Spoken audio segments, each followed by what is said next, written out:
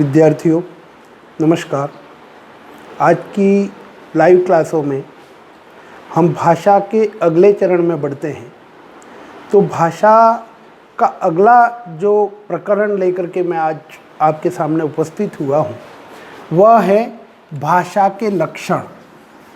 भाषा के लक्षण कौन कौन से हैं और भाषा के लक्षणों के साथ में भाषा के आधार, भाषा के लक्षण और भाषा के आधार कौन कौन से हैं उसके ऊपर अपन चर्चा करेंगे। देवेंद्र नाथ शर्मा भाषा के लक्षणों के अंतर्गत देवेंद्र नाथ शर्मा का प्रारंभिक लक्षण तो उसके व्युत्पत्ति परक यानी भाषा का प्रारंभिक लक्षण व्युत्पत्ति परक अर्थ में प्रकट होता है। व्युत्पत्ति परक अर्थात शब्द का मूल जो है वह निकाला जाता है। शब्द का मूल व्युत्पत्ति परक। तो देवेंद्र नाथ शर्मा ने कहा कि भाषा का आरंभिक लक्षण तो उसके व्युत्पत्ति परक अर्थ प्रकट हो जाता है। भाषा का प्रारंभिक लक्षण। दूसरा बात करते हैं ब्लूमफील्ड ने लेखन भाषा नहीं, यह दृश्य संकेतों द्वारा भाषा को अंकित करने का साधन है। लेखन है जो ब्लूमफील्ड ने कहा कि लेखन भाषा ही नहीं, लेखन भाषा नहीं, यह दृश्य संकेतों द्वारा भाषा को अंकित करने का साधन है। यह दृश्य संकेतों के द्वारा भाषा जो है उसको क्या करने का साधन है? भाषा को अंकित करने का साधन है। ब्लूमफील्ड ने लक्षण को प्रकट करते हुए कहा कि लेखन भाषा नहीं, यह दृश्य संकेतों द्वारा भाषा को अंकित करने का साधन मात्र है। दृश्य संकेतों के द्वारा भाषा को अंकित करने का साधन मात्र है। वह क्या है? लेखन है।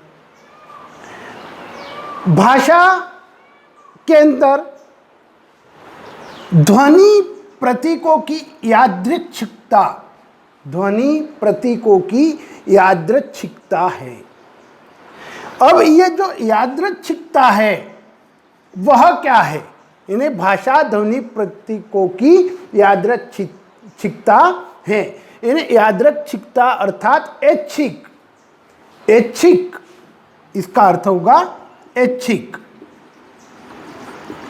ऐच्छिक अर्थात किसी वस्तु को जिस किसी नाम से पुकारते हैं, किसी वस्तु को जिस किसी नाम से पुकारते हैं उनमें प्रकृतिकृत, उसमें प्रकृतिगत कोई संबंध नहीं होता, उसका संबंध माना हुआ होता है, वह यादृच्छिकता है।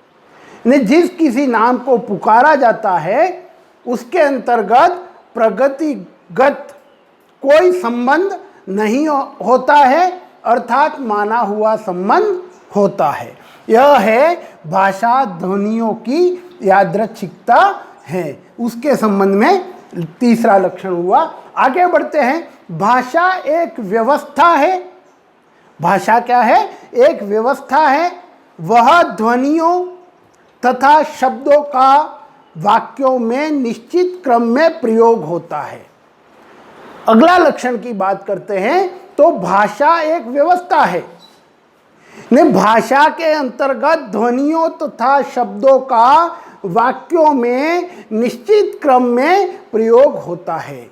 ध्वनियों और शब्दों का वाक्यों के अंतर्गत निश्चित क्रम में प्रयोग होता है।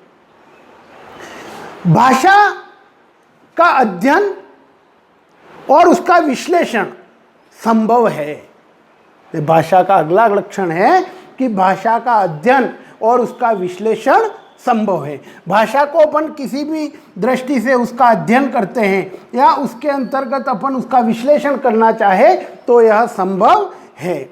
भाषा का प्रयोग मानव समुदाय में होता है। भाषा का सबसे अधिक प्रयोग मानव समुदाय में होता है। अतः भाषा समाज द्वारा नियंत्रित और स्वीकृत होती है। भाषा है वह समाज द्वारा स्वीकृत होती है या नियंत्रित होती है। भाषा का प्रयोग है वह मानव समुदाय के अंतर्गत होता है और भाषा है वह समाज द्वारा नियंत्रित होती है और भाषा का समाज द्वारा ही स्वीकृति प्रदान होती है। भाषा मानव समुदाय के परस्पर भाषा है वह मानव समुदाय के परस्पर विचार विनिमय का एक माध्यम है। सबसे बड़ा लक्षण जो है इन्हें विचार विनिमय का जो माध्यम है, समाज के अंदर विचारों का जो विनिमय होता है, विचारों का आदान प्रदान होता है, वह जो माध्यम है वह कौन सा है? भाषा का मानव समुदाय के अंतर्गत परस्पर विचारों का विनिमय जो होता है वह उसका माध्यम है। भाषा है वह विचारों के विनिमय का माध्यम है। तो ये भाषा के लक्षण थे जिसके अंदर भाषा के लक्षणों के अंतर्गत देवेंद्र नाथ शर्मा ने कहा कि भाषा का प्रारंभिक लक्षण उसके व्युत्पत्ति परक अर्थ से प्रकट होता है। ब्लूमफील्ड ने कहा कि लेखन भाषा ही नहीं, यह दृश्य संकेतों द्वारा भाषा को अंकित करने का माध्यम है। भाषा ध्वनि प्रतीकों की यादृच्छिकता है। यादृच्छिकता का अर्थ है ऐच्छिक। ऐच्छिक का अर्थात हम किसी वस्तु जिस किसी का नाम पुकारते हैं वह कोई प्रकृतिगत नहीं है, वह माना हुआ संबंध होता है। भाषा एक व्यवस्था है। भाषा में ध्वनियों तथा शब्दों का वाक्यों में निश्चित क्रम में प्रयोग होता है। भाषा का अध्ययन तथा विश्लेषण संभव है। भाषा का प्रयोग मानव समुदाय में होता है। अतः भाषा समाज द्वारा नियंत्रित एवं स्वीकृत मानी गई है। अंतिम जो लक्षण है कि भाषा मानव समुदाय के परस्पर विचार विनिमय का माध्यम है। मानव समुदाय के परस्पर विचार विनिमय का माध्यम है। अब ये भाषा के लक्षण हुए। अब आगे बढ़ते हैं तो इसके अंतर्गत भाषा के आधार क्या है? महत्वपूर्ण है भाषा के आधार।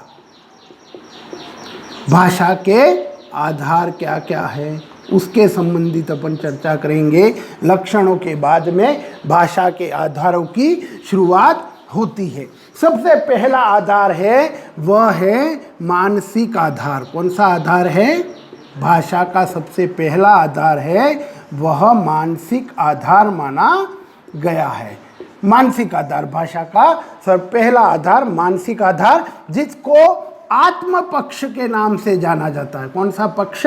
आत्म पक्ष। मानसिक आधार है वह आत्म पक्ष। दूसरा आधार जो है वह भाषा का भौतिक आधार है। भौतिक आधार। भौतिक आधार को किस नाम से जाना गया है? शरीर पक्ष। भौतिक आधार है उसको शरीर पक्ष के रूप में माना गया है। अब भाषा के आधारों के संबंधित अपन मानसिक आधार की बात करते हैं और उसके अंतर्गत आत्म पक्ष की बात करते हैं। तो आत्म पक्ष का संबंध भाषा में व्यक्त विचार, आत्म पक्ष का संबंध भाषा में व्यक्त विचारों एवं भावों से होता है। इन मानसिक आधार के अंदर आत्म पक्ष का संबंध भाषा के अंदर व्यक्त विचारों एवं भावों से होता है, अतः अर्थ भाषा की क्या है? आत्मा है। अर्थ क्या है? भाषा की आत्मा है। इसलिए यहाँ पर आत्म पक्ष कहा गया कि आत्म पक्ष का संबंध भाषा में व्यक्त विचारों और भावों से होता है, अतः अर्थ भाषा की आत्मा है। अर्थ क्या है? भाषा की आत्मा कहा गया है। भौतिक आधार और शरीर पक्ष की बात करते हैं। वक्ता जो है वह भौतिक आधार के सहारे ही अर्थ को श्रोता तक पहुंचाता है। एक वक्ता होता है, वह भौतिक आधार के सहारे ही अर्थ को श्रोता तक क्या करता है? पहुंचाता है। वह किसके माध्यम से? भौतिक आधार के माध्यम से अर्थ को श्रोता तक पहुंचाता है। अपनी अभिव्यक्तियों के लिए वक्ता कुछ ध्वनियों का सहारा लेता है। जब वक्ता होता है वह अपनी अभिव्यक्ति के लिए